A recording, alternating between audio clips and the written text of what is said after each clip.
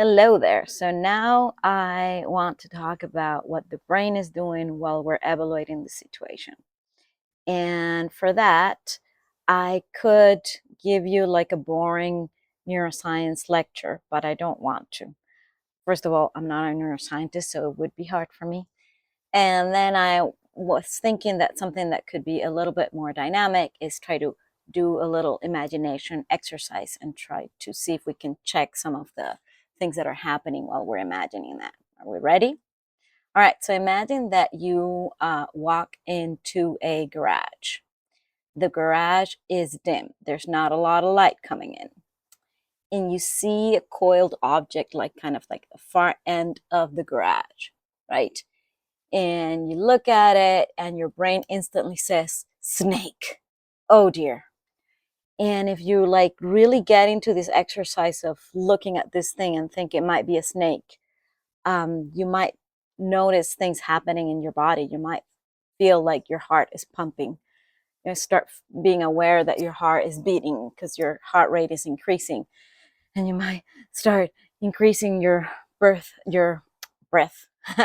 rate as well, right? You might feel kind of like a cold sweat of, oh my God, what if it is a snake? What am I going to do? Right? And this is kind of the process of the initial appraisal.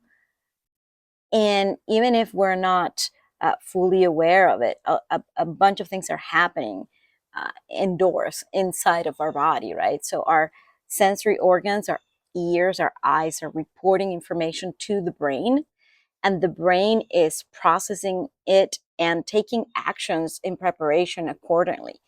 Even if the situation is kind of ambiguous, because we are not like 100% sure it is a snake, it's maybe not moving or making any sound, but still things are happening inside us that are getting ready for the worst case scenario. So for example, the fact that your heart rate is increasing and your breathing rate as well is increasing prepares your big muscles, like the muscles in your legs and arms, to be able to react to the situation if you really need to fight for your life, right? If you need to either run or confront this dangerous object or this potentially dangerous object. And the one of the most important parts of the brain that is involved in that overall process of interpreting sensory data and deciding to mount a fear response is the amygdala, right? That's right there in the first instances of processing potentially dangerous information. Then the amygdala is going to pass to relay information to the hypothalamus sitting deep in our brain. And the hypothalamus is going to transfer that information, is going to activate our sympathetic nervous system that runs along all of our body. And in this precise instance, our sympathetic nervous system is going to stimulate our adrenal glands that sit at the top of our kidneys. And they are going to go ahead and produce adrenaline and noradrenaline that are highly involved, very responsible, very compromised and committed, and involved in the process of increasing your heart rate, stimulating bronchodilation, making your bronchi bigger so you can take more air per unit of time, increasing the rate at which you breathe, and other things that we haven't talked about, like dilating your pupils so more light can come in, so more information can be intaking, and so forth. And this all happens within seconds. Within seconds of asking yourself, is that a snake? All of this is happening inside you, right?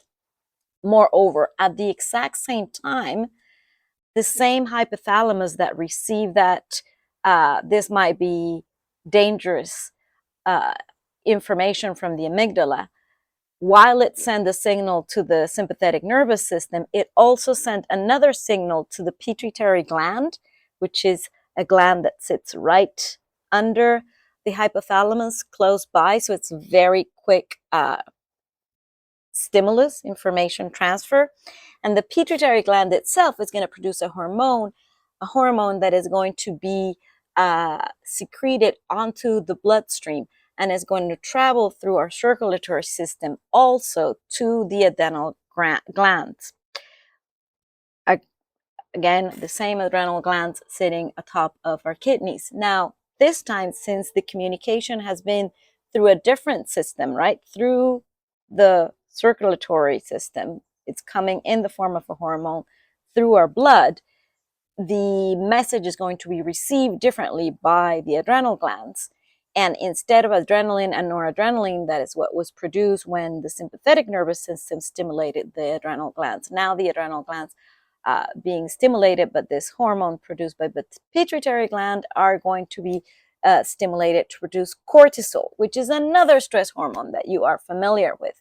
But this stress hormone, cortisol, is more in charge of sustaining the stress response throughout time, right? So at the same time, the body is getting ready for an immediate response and for the long-term possibility that first initial response is not going to be enough and it's going to need to sustain the stress response for longer, maybe an hour, maybe two, maybe more. So cortisol mobilizes storage of energy to make them fast, quickly available, again, to sustain the response, among other things. All right. All right. So all of this is happening at the same time. And meanwhile, your brain keeps trying to collect more information because remember at the beginning, we said that we weren't 100% sure that it was a snake, right? So now other parts of the brain are going to come online, are simultaneously. All of this that's the amazing beauty and complexity of our brain and our bodies, that all of these things that are happening at the exact same time. Although some are faster than the others. So at the same time, my brain is trying to collect more information, right? My pupils dilated. I want to be able to see better. And some other parts of my brain are intervening. So for example, my hippocampus, which is involved in encoding memories and retrieving memories, will be working alongside my prefrontal cortex, which is, among many other things, in charge of integrating information, evaluating situations, and taking a decision upon that integration of information and evaluation. So between the two of them, I may be able to recall a similar situation where by gathering more information, I was able to solve the problem.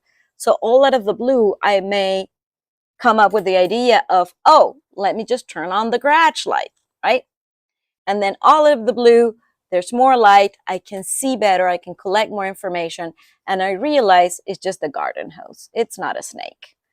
Whew. So this is my reappraisal or second appraisal of the situation, right? The same thing that we described before, or very similar sequence of events, is going to happen where my sensory organs are going to rely information to the parts of my brain that are in charge of processing neurological input, and all of these parts of the brain are going to participate in processing the information. But this time around, the amygdala is not going to say, oh, potential danger, right?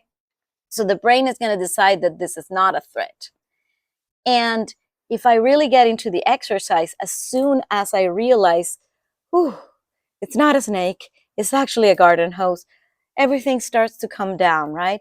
I slowly start to return to my normal heart rate. Maybe I no longer feel my blood pumping in my ears.